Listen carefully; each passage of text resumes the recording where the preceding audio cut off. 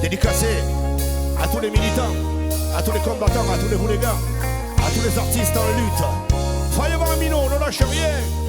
Donc, je suis Françoise Vernat, je suis journaliste à la Marseillaise, rédactrice en chef adjointe. Je suis très honorée de venir ici animer cette table ronde qui porte sur une question très importante, l'emploi à statut, les droits et garanties collectives. Ce sont autant d'enjeux pour le progrès social. Donc, les participants ont été présentés. On va rentrer tout de suite dans le vif du sujet avec Pierre Gardonnier, donc secrétaire général du Comité national des privés d'emploi et précaires. Donc ma première question, elle sera une question d'actualité, bien sûr, puisque nous sommes dans une situation aujourd'hui, alors que le chômage et la précarité touchent des millions de travailleurs. Le gouvernement a décidé de durcir encore plus les conditions d'accès, notamment à l'assurance chômage. Il faut rappeler que 2/3 quand même des privés d'emploi ne sont pas indemnisés, et veut aussi conditionner le RSA à du travail, à des heures de travail gratuits. Donc déjà, une analyse sur ces choix, qui sont des choix politiques très radicaux, et comment surtout répliquer à cette déclaration de guerre aux travailleurs sans emploi et aux précaires. Ouais, donc déjà, merci à l'Union départementale des Bouches-du-Rhône pour l'invitation. Parce qu'il n'y a rien d'évident à donner la parole au comité national dans un débat, parce que ça nécessite, et nous c'est le constat d'abord qu'on remet en question, ça nécessite de dire qui est responsable du chômage. Et nous, on a l'analyse, et la CGT a l'analyse, de dire que s'il faut organiser les travailleurs privés d'emploi et précaires, c'est parce que les seuls qui ont un intérêt à organiser un chômage et de la précarité à un niveau le plus élevé possible, c'est le patronat. C'est le patronat. Alors bon, il y a énormément beaucoup de théoriciens qui ont parlé de ça, notamment Karl Marx, l'armée industrielle de réserve. Le chômage, la précarité sert à faire pression sur les salaires. Et là, dans la période la plus récente, vous l'avez tous vécu, avec les accords de performance collective qui sont imposés quasiment dans toutes les entreprises, où les tauliers ils viennent voir les salariés et puis leur expliquent que pour sauver les entreprises ou pour sauver les emplois, il faudrait augmenter le temps de travail et baisser les salaires. Et donc la peur du chômage, elle sert quand même déjà à ça, bien évidemment, à accroître la concurrence entre les travailleurs. Alors, et c'est d'abord sur cette optique-là du coup qu'on organise les prix d'emploi et les précaires à la CGT. Sur la période la plus récente avec les réformes, nous effectivement, alors il y a une réforme de 2019 qui est passée, qui a été notamment catastrophique. La réforme Pénicaud. Voilà, exactement, en 2019. Et alors, je ne vais pas détailler la réforme, parce qu'en tout cas, je vais peut-être présenter ses conséquences. Et dans tous les secteurs. Dans tous les secteurs sur lesquels les syndicats, vous, les congressistes, vous évoluez. Je vais en prendre quelques exemples. Par exemple, dans l'agriculture, il y a beaucoup de saisonniers agricoles, comme par exemple les bergers. Là, ils sont en train d'ouvrir des droits qui sont en moyenne de 750 € par mois. Juste, j'en profite pour demander à la salle de faire un peu le silence, qu'on a repris, ça y est, et de laisser écouter les intervenants. Merci.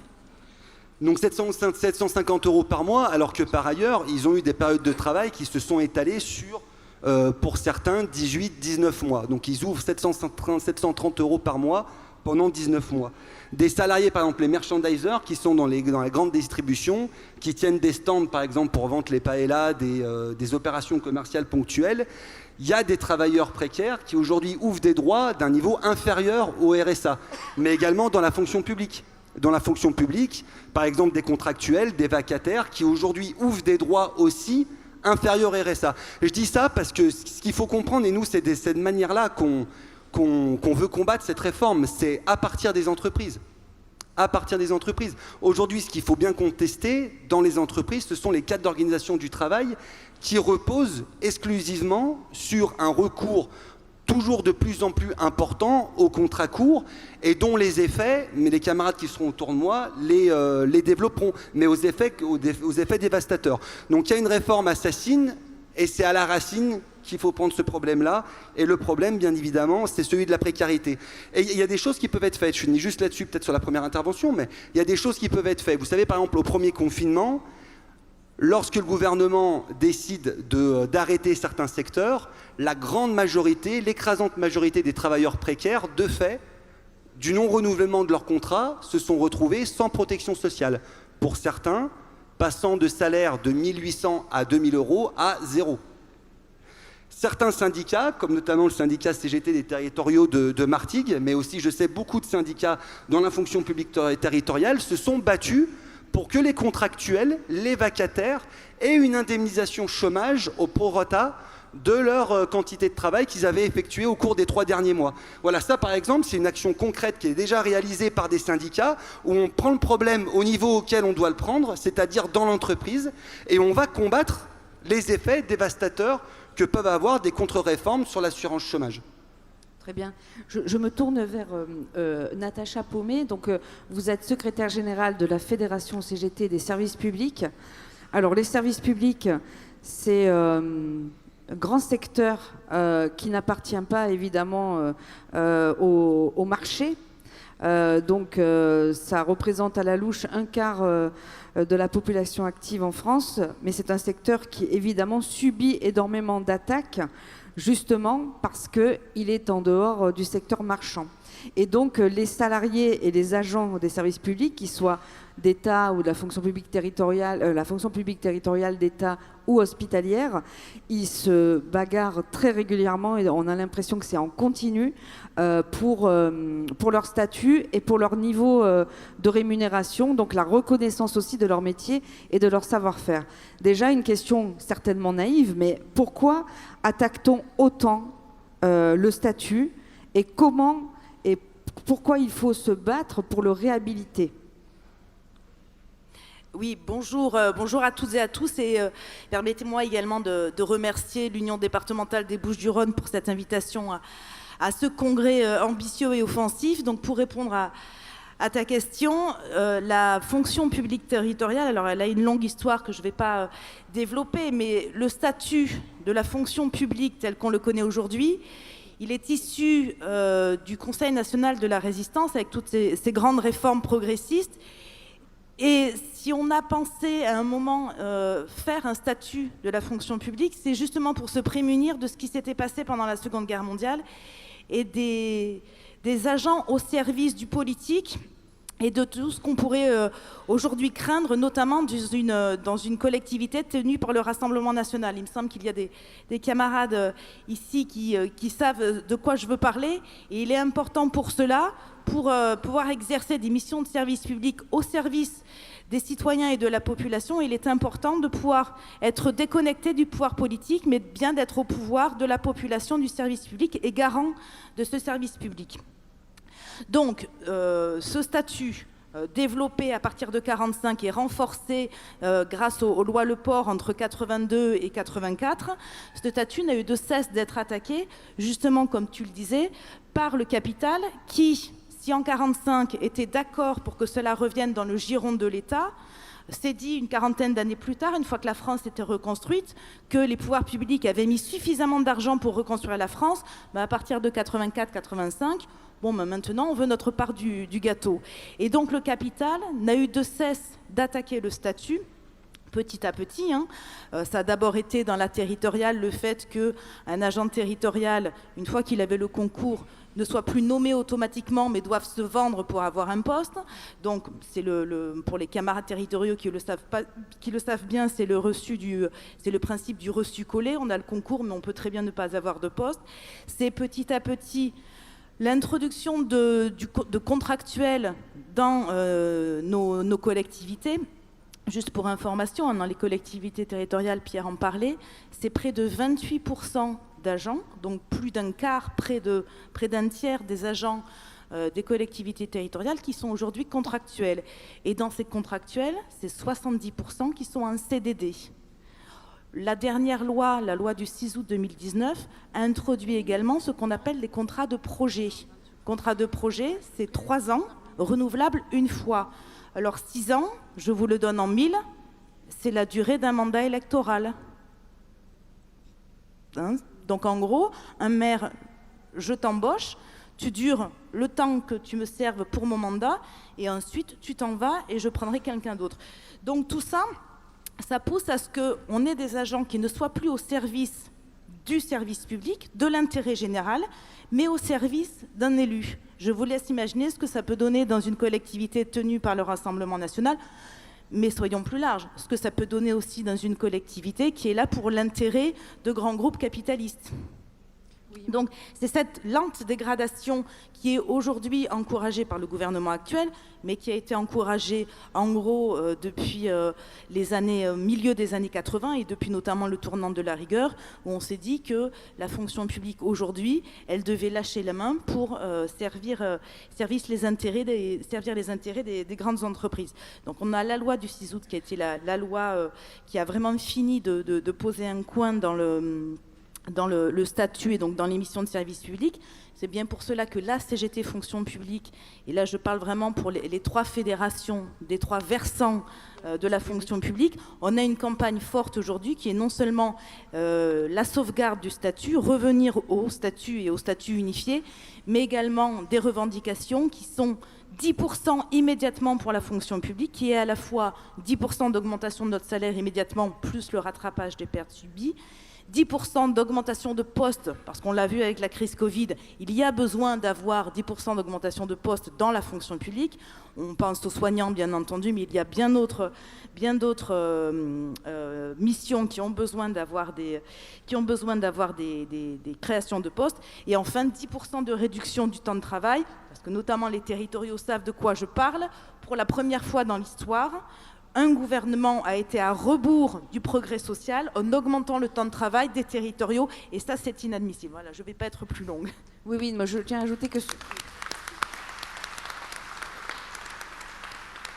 sur le temps de travail, c'est une lecture de la loi qui était erronée, donc avec une confusion entre plafond et plancher. Et il y a aussi une chose à souligner, c'est que dans l'histoire de la fonction publique en France, il y a une notion, c'est d'être incorruptible. Donc voilà, c'est une des fonctions publiques les moins corruptibles au monde, justement parce qu'il y a le statut. Et on voit bien que cette bataille offensive pour l'augmentation des salaires, évidemment pour répondre à un gel du point d'indice, donc qui détermine le salaire, la hauteur du salaire des agents de la fonction publique, c'est un gel du point d'indice qui a duré 12 ans. Donc c'est aussi une manière de décourager les citoyens et les futurs travailleurs à embrasser ces professions qui sont indispensables pour vivre bien en fait. Ce que je tiens à souligner aussi, c'est qu'on a aussi parmi nous Jérémy Zucchelli et Éric Chenet. Alors, c'est cheminot et postier. On peut peut-être commencer par le cheminot. Donc, secrétaire général de l'Union locale CGT de Miramas, Jérémy. Et donc, on voit bien qu'il y a eu des contre-réformes, parce que, bon, réforme, ça a pris un sens très régressif, mais c'est donc une contre-réforme des gouvernements successifs pour casser et le service public ferroviaire et le statut de ces travailleurs, à savoir les cheminots. Ça aussi, ça répondait à une logique, on va dire, mercantile. Oui, tout à fait. En plus, on se situe en fait, on fait un bond en arrière de presque 85 ans. C'est-à-dire que, en gros, la SNCF, elle a été créée sur l'échec de 4 grandes compagnies privées ferroviaires en France. Et donc, face à cet échec-là, on crée en 1938 la SNCF. Avant ça, bien sûr, il y a une bataille sur le statut des cheminots qui va aboutir après plusieurs batailles en 1920 au statut des cheminots. Des grèves qui ont été très dures. Des grèves dures où il y a eu des licenciements, enfin voilà, ça a été des grèves extrêmement dures. Donc on arrive avec ce statut qui est en partie arrivé par les luttes très fortes et en même temps par un besoin de faire en sorte que l'ensemble des cheminots sur le territoire français, alors on était encore pendant les compagnies privées, aient un même statut parce que le patronat et l'État avaient bien conscience que pour entretenir le réseau et pour une meilleure efficience, il fallait un statut. Donc aujourd'hui, on revient 85 ans en arrière, c'est-à-dire on commence, alors là pour la SNCF, ça a commencé, on sépare les activités. Ensuite, on ouvre à la concurrence le fret, où il y a eu un effondrement des marchandises transportées faramineuses, puisqu'on nous promettait qu'avec l'ouverture à la fin, toujours les mêmes mensonges des libéraux, des capitalistes. Et puis on en arrive une fois qu'on a alors, la séparation des activités, puis on change le mode de gestion d'une entreprise, parce qu'il faut qu'on pose ça aussi, c'est-à-dire qu'on peut avoir des entreprises publiques, mais qui sont finalement gérées comme des entreprises privées. Et c'est ce qui est à un moment arrivé aussi à la SNCF, et où on arrive en fin de course, alors avec les gouvernements successifs et la direction de la SNCF, à la destruction du statut, puisque la réforme ferroviaire passe par là. On explose la SNCF en 3 EPIC, après on explose la SNCF en société anonyme, ou en SAS pour fret SNCF. Et en fin de compte, une fois qu'on a cassé l'entreprise publique, il faut qu'on casse, pour arriver à l'ouverture à la concurrence, il faut qu'on ait la possibilité aussi de casser le statut. Donc on fait en sorte que les cheminots ne rentrent plus au statut. Quant à ceux qui vont rentrer au statut, là je pense aux contrôleurs, aux mécanos, aux conducteurs, etc. Quand va arriver l'ouverture à la concurrence, si ça représente plus de 51% de votre emploi, ben, vous basculez dans l'entreprise privée ou la filiale SNCF, puisque la SNCF aujourd'hui utilise des filiales pour postuler à sa propre ouverture à la concurrence. On en est là, quoi. Donc voilà, donc on bascule ces personnels-là, et puis ces personnels-là, au bout de 15 mois, ils vont plus être au statut, ils n'auront plus rien, ça se passera dans l'entreprise nouvelle. Donc on voit, c'est une logique où on revient en arrière, et en fait, tout ça aboutira à ce que ça ne fonctionne pas. Et le plus dangereux de tout ça, c'est... Là, on est dans la partie, on va dire, fonctionnement des trains, etc. Dans la partie maintenance du réseau, comme c'est plus compliqué, qu'est-ce qu'on fait? On envoie la sous-traitance à tout va. Et là aussi, ça passe par des filiales créées, Sphéris par exemple, par la SNCF, qui prend le travail des cheminots, mais à la convention collective,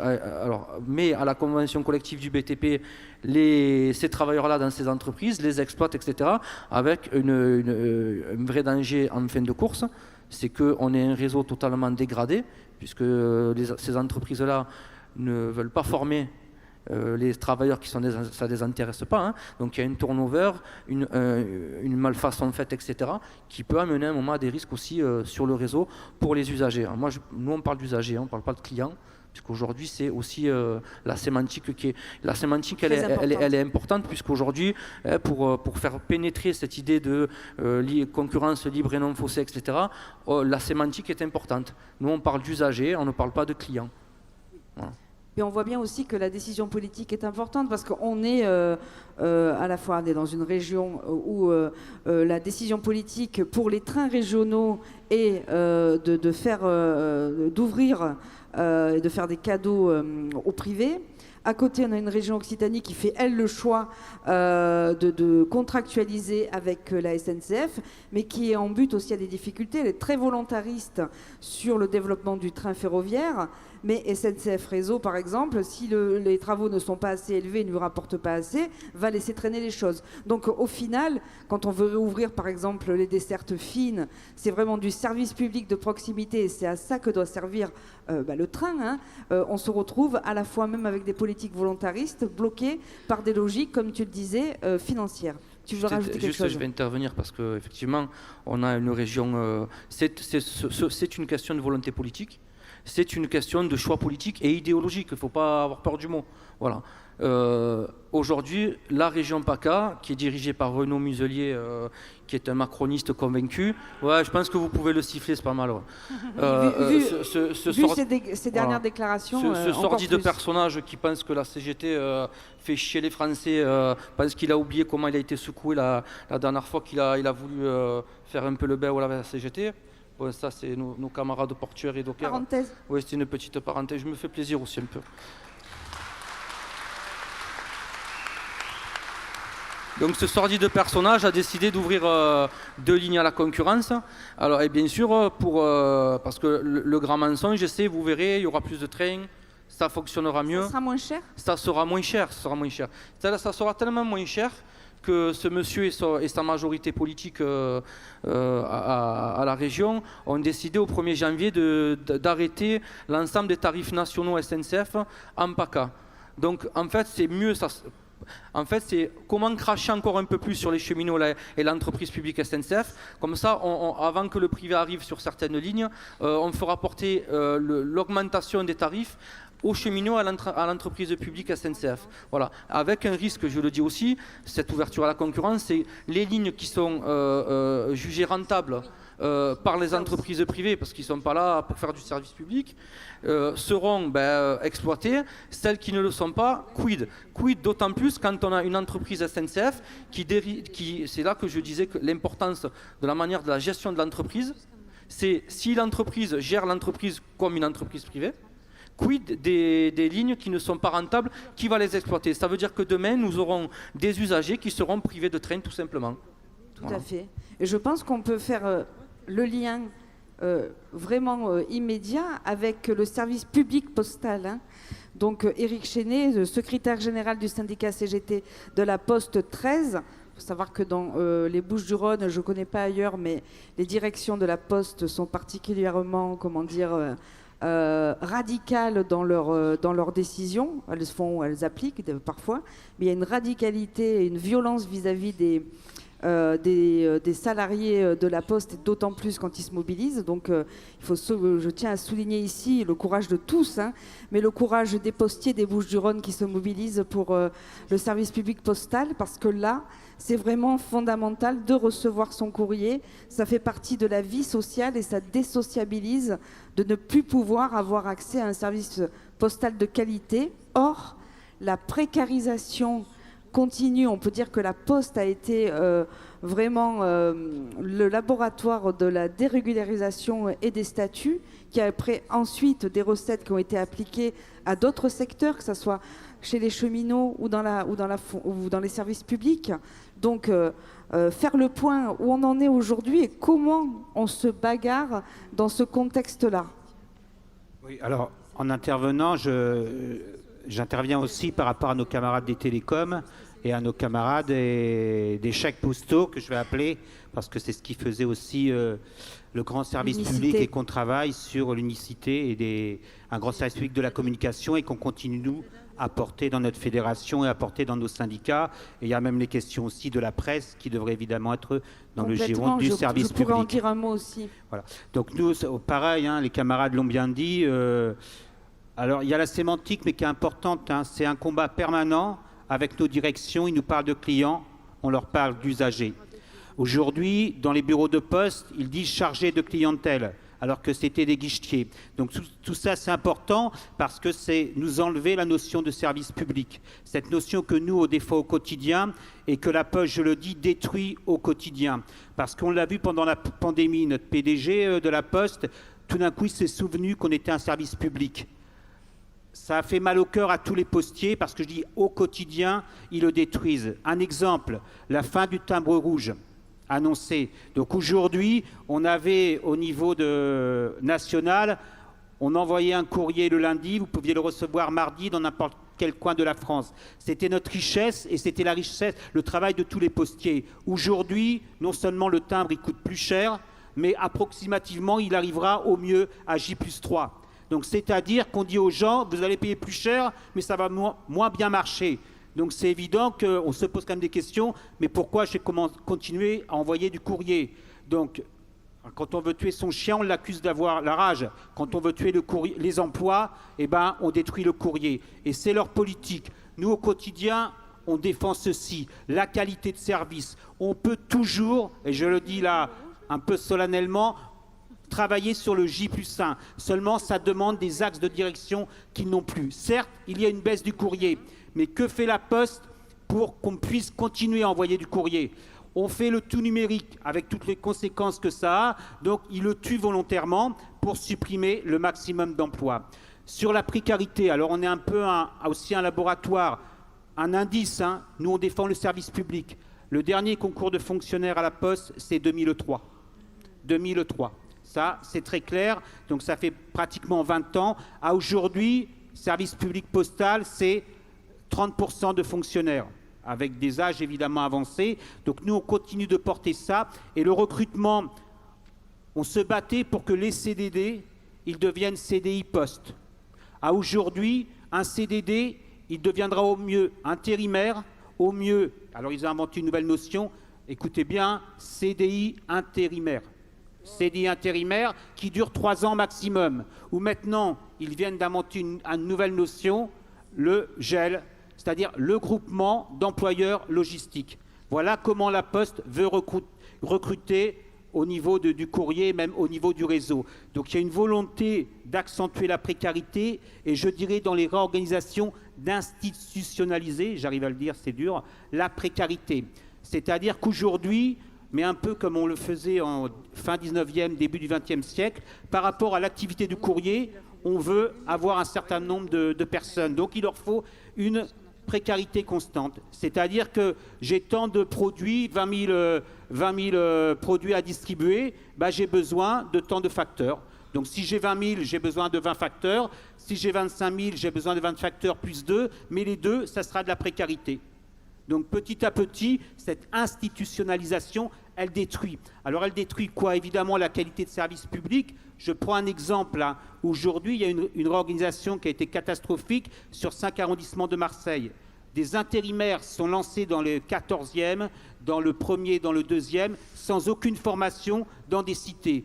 C'est-à-dire ils se retrouvent devant des batteries de boîtes aux lettres où ils sont incapables de déjà trouver les noms parce que c'est difficile. Et qu'est-ce qu'ils font? Ils ramènent le courrier. Petit à petit, ça s'entasse, ça s'entasse, ça s'entasse. Donc ça, c'est la destruction massive de la qualité de service que nous, on défend chaque jour. Pareil au niveau du réseau, quand vous voulez aller dans un bureau de poste, si vous avez de la chance, il est ouvert. Sinon, pourquoi il est fermé? Pas parce qu'on le met inopiné, parce qu'il manque d'effectifs, ou alors vous ne pouvez pas faire tous les services parce qu'en face de vous, vous n'avez que des intérimaires. Et puis après, évidemment, comme on dit, là, ça baisse la fréquentation, ben on le ferme, comme c'est arrivé dans un bureau de poste dans les quartiers sud, hein, au niveau de Mazargues. Donc on dit aux gens, vous allez aller de plus en plus loin, et ainsi de suite, ainsi de suite. Donc il y a une volonté de la Poste de détruire ce service public et de mettre en place que de la précarité. Mais je le dis, hein, si pour certains ont lu les livres d'Upton Sinclair sur les abattoirs de Chicago, c'est ça. Hein. Voilà, il y avait plein de dockers, plein de salariés. On disait, j'ai besoin de 25 personnes. Il y avait 100 personnes, on en prenait 25. Et on disait aux gens, revenez demain. Là, c'est pareil, à la Poste, c'est ça qu'on nous dit. C'est qu'on appelle les intérimaires, ils viennent. Attendez, on va vous appeler si on a besoin de vous. Comment peut-on construire des vies comme ça? C'est notre combat au quotidien. Et ce quotidien aussi, il faut le dire, parce que Patrice l'a pris dans ce rapport. Hier, c'est venu dans le rapport. Ils utilisent ça pour casser, bien sûr, le statut, casser notre capacité à résister. Parce que plus on a de précaires, plus ça devient difficile. Mais en même temps, il faut qu'on s'interroge, nous, quand on mène les luttes. Et il faut dire aussi aux précaires, aux intérimaires et tout ça, on doit mener ensemble la campagne dans un premier temps, civilisation et de regagner le statut de la fonction publique dont on a tous besoin hein, par rapport à ce qu'on veut, comme on l'a dit, hein, d'autres choix de société. Donc il y a toute cette capacité qu'il faut qu'on reconstruise ensemble. Patrice aussi l'a dit dans son rapport, c'est qu'il faut qu'on réfléchisse l'ensemble des services publics. Alors il y a mais pas comme à travers les maisons de services publics, mais avec de véritables personnes qualifiées qui ont des statuts et qui peuvent répondre aux besoins des usagers. Mais on a 2 choses à gagner ensemble. C'est l'amélioration des conditions de travail de l'ensemble des camarades qui travaillent dans les services publics et surtout, et c'est ça aussi qui est important, c'est quelle qualité de service on offre aux usagers. Parce qu'ils sont en train de tout détruire et là on a des choses à construire avec, bien sûr, les usagers, avec les CIQ, mais aussi avec avec les forces progressistes pour vraiment changer la société que celles qui veulent nous amener, c'est-à-dire un libéralisme à outrance qui détruit toutes nos capacités de résister et surtout qui détruit ce qu'on a construit, ce que nos aînés ont construit à travers le CNR, c'est les services publics qui sont un bien commun et qu'il faut aussi qu'on préserve et qu'on continue à maintenir et à développer. Merci beaucoup, Eric.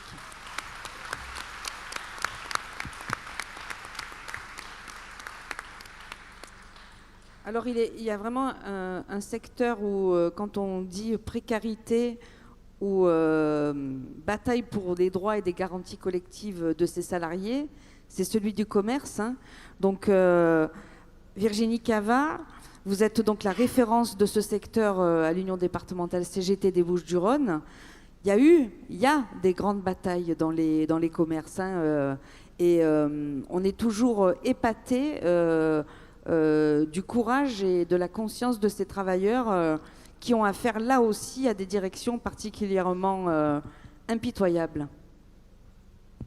D'accord. Alors, dans le commerce, c'est un secteur où les travailleurs sont extrêmement précaires. Précaires par des salaires extrêmement faibles, des conditions de travail chaotiques, avec souvent des temps partiels imposés et des salariés qui, on va prendre l'exemple de la grande distribution, travaillent dans l'alimentaire et bien souvent n'arrivent pas à avoir accès aux besoins primaires, c'est-à-dire pouvoir manger décemment et se nourrir décemment. Voilà où on en est un peu dans le commerce. En prenant un exemple un peu sur la grande distribution, c'est plus de 700 000 travailleurs avec des salaires extrêmement précaires, mais c'est chaque année plus de 200 milliards d'euros de chiffre d'affaires. Donc on peut se dire que l'argent, il y en a et que tout pourrait être autrement. Pour prendre des exemples bien concrets, on a le groupe Casino qui développe, le groupe Casino qui intègre aussi les Monoprix, qui eux développent toutes les nouvelles technologies, mais pas les nouvelles technologies au service de l'emploi, l'amélioration des conditions de travail, mais c'est bien les nouvelles technologies au service du capital et de la finance uniquement. C'est-à-dire qu'on s'en sert pour supprimer les emplois, développer l'ouverture des établissements 24 heures sur 24, mais en automatisation, donc sans création d'emplois, et massacrer un peu plus les conditions de travail. À côté, il y a le groupe Carrefour, qui est toujours le premier employeur privé en France, qui lui va développer, puisque dans les services du commerce, on externalise aussi d'une autre manière la masse salariale, notamment par la mise en place comment on peut faire pour externaliser dans le notamment commerce par la mise en place de franchises et de location-gérance. C'est-à-dire qu'en fait, les travailleurs qui ont des accords d'entreprise se retrouvent du jour au lendemain.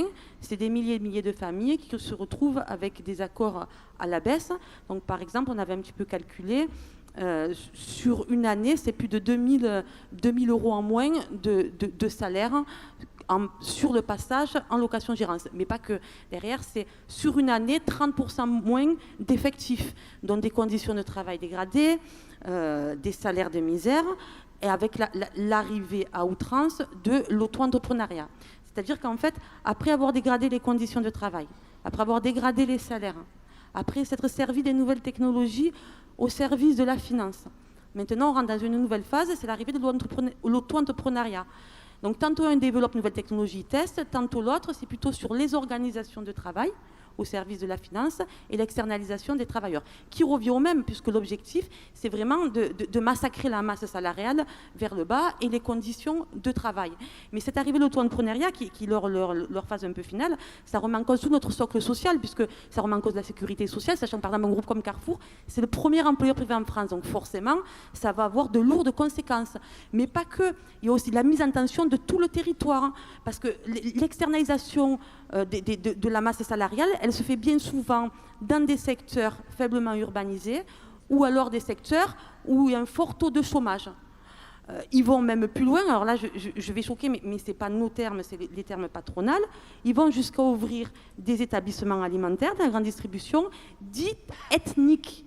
Donc en fonction du lieu où vous habitez, vous allez aller faire vos courses dans des établissements dits ethniques, où forcément, c'est-à-dire que vous habitez dans des quartiers luxueux, vous n'aurez pas forcément accès à la même alimentation que celui qui habite dans un quartier défavorisé ou même faiblement urbanisé. Donc il y a eu des très très grosses grèves. Alors notamment les dernières, il y avait eu sur le magasin de Carrefour Vitrolles qui fait plus de 22 000 m², qui pendant 3 jours ont réussi à bloquer leur magasin. On avait appelé ça le Red Friday, un peu pour inverser le Black Friday sur cette période, voilà, qui avait été bloqué pendant 3 jours. Sur la zone de Port-de-Bouc, il y a aussi un Carrefour qui ont été en lutte du mois d'avril au mois de septembre, notamment pour lutter aussi contre la location-gérance.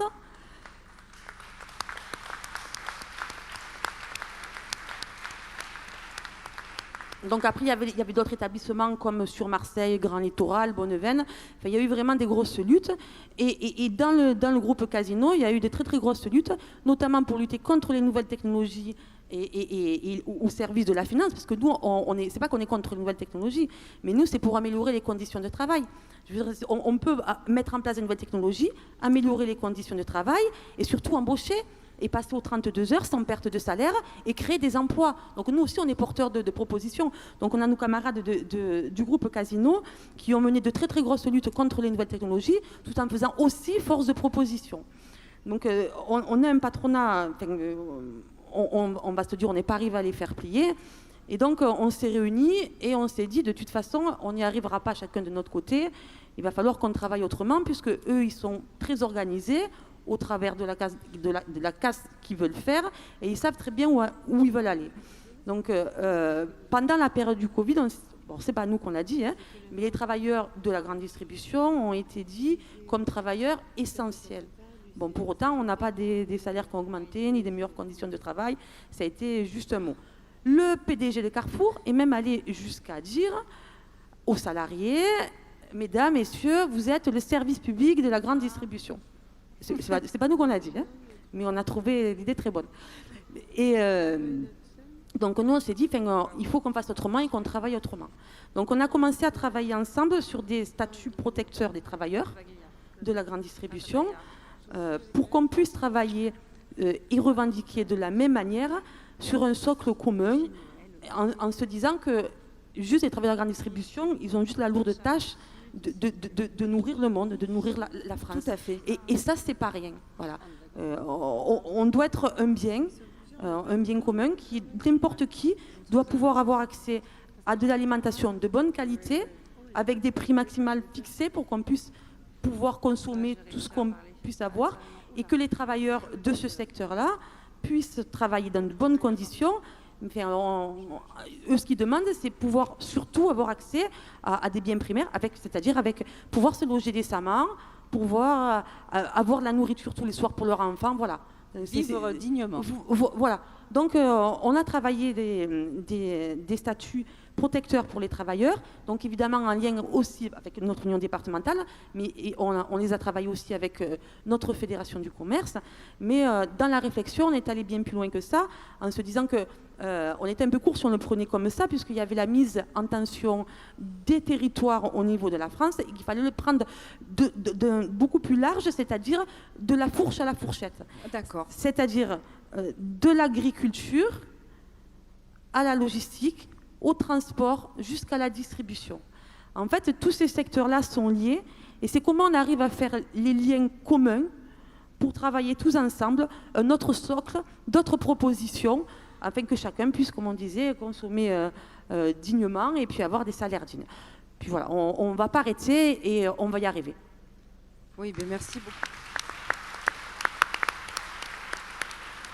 Justement, je pense qu'on peut peut-être conclure, mais conclure un débat, ça veut dire qu'on ouvre aussi des perspectives, justement sur les perspectives, puisque là, Virginie vient de nous tracer quand même des perspectives qui sont extrêmement passionnantes, hein, pour créer un service public de l'alimentation.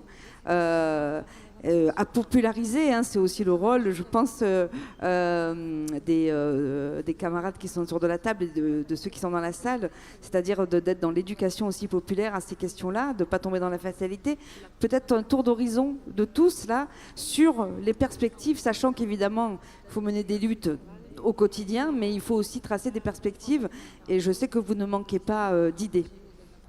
Ben, nous, en tout cas, au niveau du comité national, donc on a déployé déjà depuis maintenant plusieurs années l'idée de tenir des bureaux d'embauche, justement entreprise par entreprise, service par service.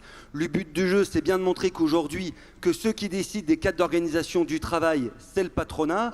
Celui qui organise le sous-effectif avec l'augmentation des accidents au travail, les burn-out, c'est le patronat. Celui qui organise la hausse de la précarité, c'est le patronat, et que donc ce sous-effectif-là et cette précarité, il faut la combattre, et encore une fois, entreprise par entreprise. Et nous, les comités et les comités chômeurs des Bouches-du-Rhône également, ils se tiennent à disposition de l'ensemble des bases qui sont ici présentes pour travailler ensemble sur des bureaux d'embauche. Il y a eu des très belles réussites, comme par exemple à Paris, où sur une semaine, devant l'hôtel de ville, on a descendu 550 CV, et les camarades comme ça, ils ont pu répondre à la propagande de la mairie de Paris qui disait « mais les emplois des boueurs, d'ADSEM, on ne trouve pas. On trouve pas. » Et ça, c'est dans l'ensemble de vos entreprises, dans l'ensemble de vos services publics, où les tauliers et les directeurs, ils vous disent chaque jour, on met les offres, mais il n'y a personne qui postule dessus. Eh bien, il n'y a pas devant une entreprise ou un service où nous n'avons pas démontré que c'était totalement faux. Voilà. Donc il y a ça. Et puis ensuite, il y a la démarche qui est initiée dans le département. Hein, sur les marges de l'emploi et la dignité, quand je disais tout à l'heure qu'il n'y a rien d'évident à dire que les chômeurs, il faut qu'ils s'organisent dans la CGT, il n'y a rien de moins, non plus de moins évident que de dire on va trouver des actions communes entre les travailleurs qui sont en emploi et ceux qui en sont privés pour aller chercher ensemble l'emploi. Aujourd'hui, le patronat, il est en train de casser l'industrie, il est en train de casser les services publics, il faut qu'on se le dise tranquillement, mais il y en a à qui ça va. Il y en a à qui ça va. Et donc, dans certains départements, comme notamment celui-ci, les marches pour l'emploi et la dignité, ça ouvre des perspectives communes et à tout le monde. Et moi, je crois que c'est certainement ça qu'il faut retenir et qu'il faudrait développer. Dans le Nord, par exemple, ils sont en train de mettre en place des caravanes de l'emploi. Nous, c'est ça aujourd'hui qu'on défend. Voilà, c'est des actions, des mouvements d'ensemble dans lesquels les travailleurs précaires, les travailleurs privés d'emploi, ils peuvent dire, avec nos camarades, on va abattre la concurrence qu'on nous pose les uns entre les autres, parce qu'on fait partie de la même classe sociale et qu'on sait qu'au bout du bout, ce que nous voulons tous, c'est un système qui ne nous oppose pas les uns les autres, qui respecte les travailleurs, où il y a de la reconnaissance dans le travail. Parce que le camp d'en face, lui, son projet, il est clair. Patrice en a parlé, le camp d'en face, son projet, c'est pour résoudre le chômage de longue durée, il faut des emplois où il n'y ait pas de droit. C'est territoire zéro chômeur de longue durée, qui a été voté, et là quand même malheureusement, mais il faut le dire, hein, par l'ensemble des partis politiques à l'Assemblée nationale. Territoire zéro chômeur longue durée, c'est on va payer des salaires avec l'APL, le RSA, demain les allocations chômage. L'autre alternative, c'est le RSA contre travail forcé. Voilà, donc il faut choisir. Soit c'est le statut de fonctionnaire qu'on essaye d'élargir le plus possible à tous les travailleurs, comme Virginie le dit dans le commerce, ou soit c'est le retour du STO. Soit c'est le retour du travail obligatoire. Mais voilà, il n'y a pas une troisième voie. Donc nous, ce qu'on se dit, c'est que dans ce combat-là de notre classe plus générale sur il faut reconquérir nos industries, il faut reconquérir nos services publics et une sécurité sociale intégrale, bah bien évidemment qu'on y trouve tout notre intérêt et qu'on y trouve toute notre place. Et donc moi déjà, c'est dire bravo à l'Union départementale des Bouches-du-Rhône qui a été une force motrice de ces marches de l'emploi et de la dignité. Et puis c'est nous, en espérant que ça puisse se reproduire dans le futur, parce qu'encore une fois, c'est qu'avec des actions de ce type-là qu'on peut vraiment mettre en avant l'unité de notre classe et du coup le projet qui est sous-jacent à ça. Natacha.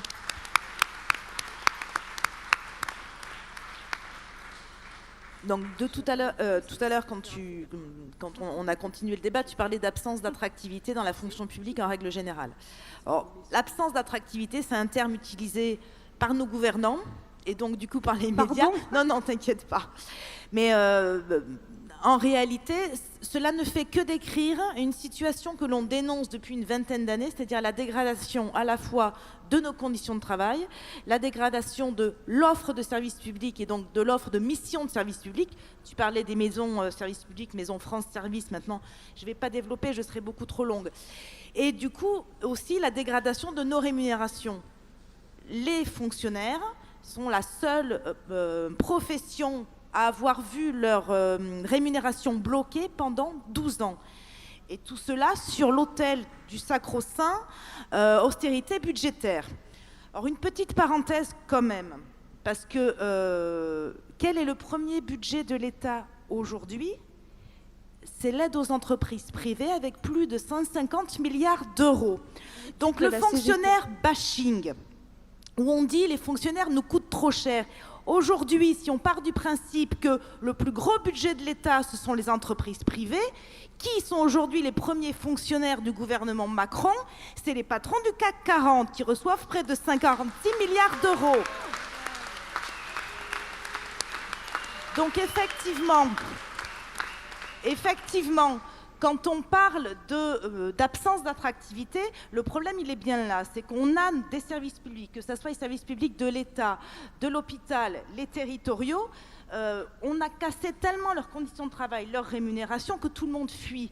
Des agents rentrent dans la fonction publique, passent des concours et se disent au bout de 6 mois, mais qu'est-ce que c'est que ça? Je reste poli. Qu'est-ce que c'est que ça? Je suis mal payé. Mon évolution de carrière, il faut savoir qu'un agent qui rentre dans la fonction publique aujourd'hui, les 10 prochaines années, il touche exactement la même chose, le SMIC. C'est-à-dire qu'on a tassé les grilles et pendant 10 ans, les perspectives de salaire sont nulles.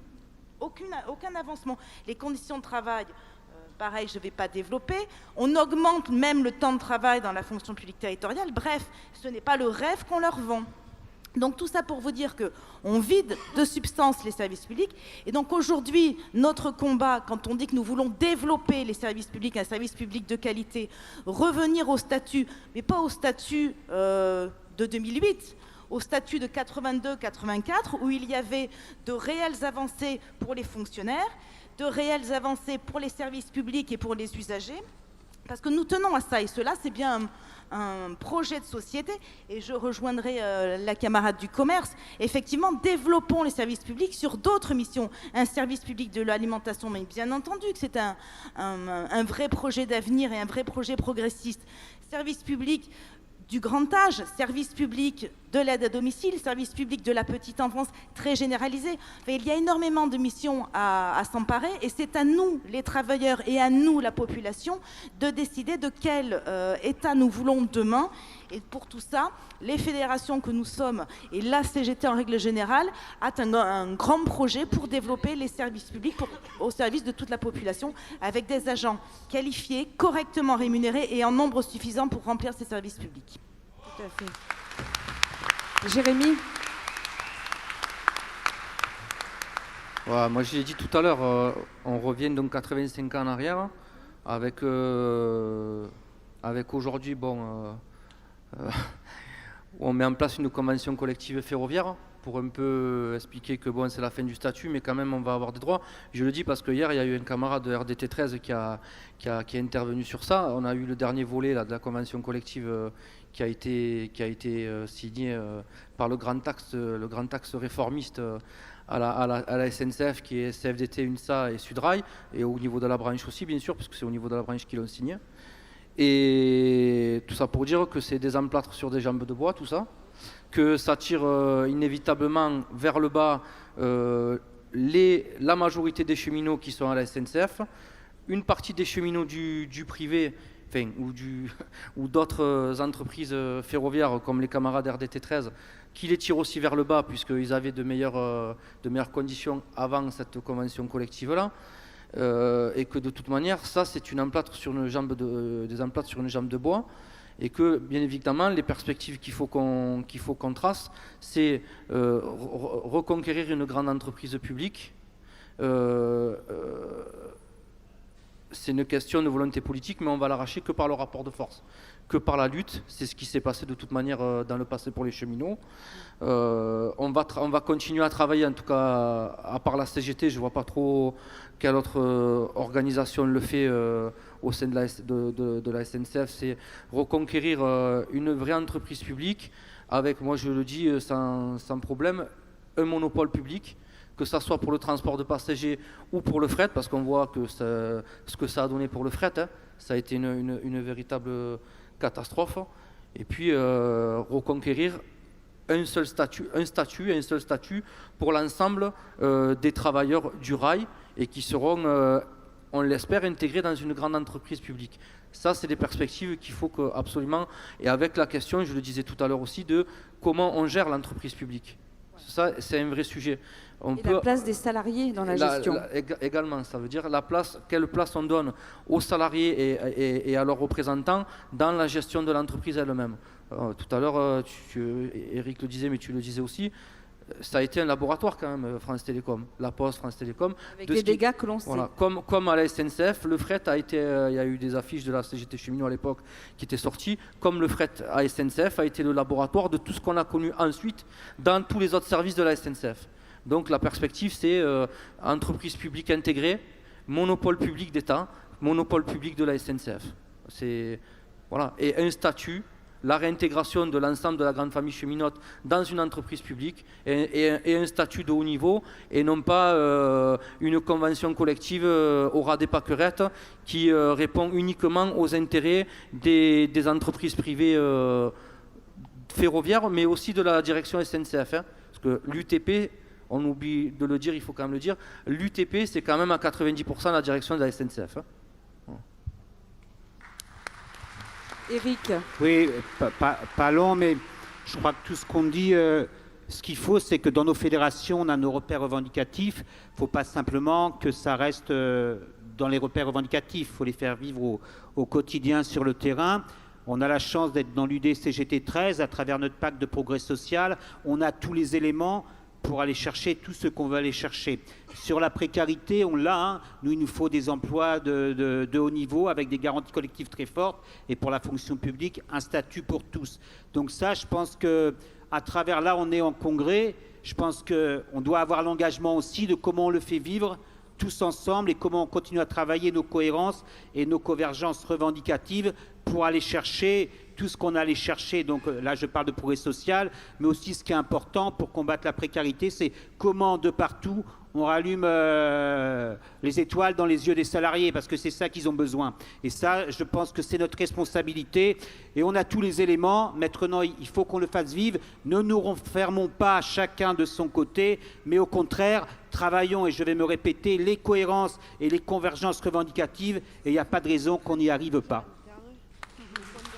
Merci. C'est bon, Virginie. Elle avait lancé la perspective, Virginie. Écoutez, merci infiniment pour votre participation, vous pour votre écoute. La Marseillaise, évidemment, va rendre compte et du congrès et de ce débat dans ses colonnes demain. Je tiens à dire, l'information, c'est aussi un droit. Mais pour que l'information vive, il faut qu'elle soit aussi diffusée. Donc un grand salut aussi aux camarades qui aident à la diffusion de notre titre et qui se battent et qui se sont battus et continuent à se battre pour que eh bien, la presse progressiste au service des travailleurs soit toujours vivante. Merci à vous.